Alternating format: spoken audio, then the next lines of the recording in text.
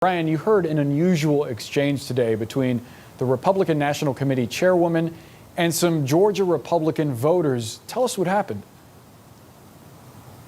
Yeah, Boris, it really was a fascinating morning. GOP chairwoman Ronna McDaniel here in Georgia trying to fire up the base of Republicans to get out and vote in these crucially important Senate runoffs. The Republicans have to win at least one of these races if they want to retain control of the Senate majority. But after she gave her pitch to these voters, the people in the audience started hammering her with questions about the November election and specifically the way that the Georgia race was run. They were demanding that she do more to help President Trump try and overturn the results of this election.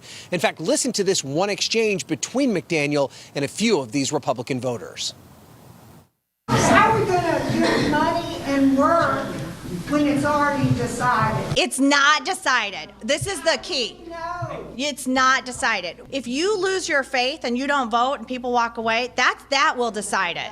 So we have to work hard. Trust us, we're fighting. We're looking at every legal avenue. Get that word out because people are losing their. So now that's just one Republican voter, Boris, but it demonstrates the worst case scenario for Republicans here in Georgia.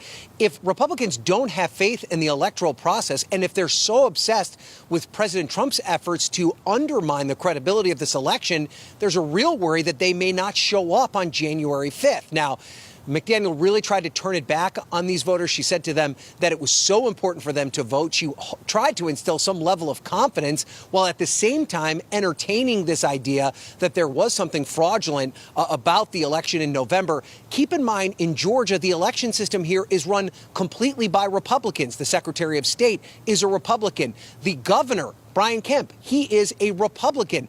Both of them are big supporters of President Trump. Boris, at this event we were with today with Chairwoman McDaniel, there was someone in the crowd who actually screamed out, "Kemp is a crook," talking about the Republican governor who is a supporter of President Trump. It's essentially becoming a Republican civil war to a certain extent, where there's a lot of angst among rank and file Republicans who have a lot of passionate support for Donald Trump. Both David Perdue and Kelly Loeffler need those voters to come out and support them on January 5th if they hope to win these seats and retain control of the Republican majority in the United States Senate.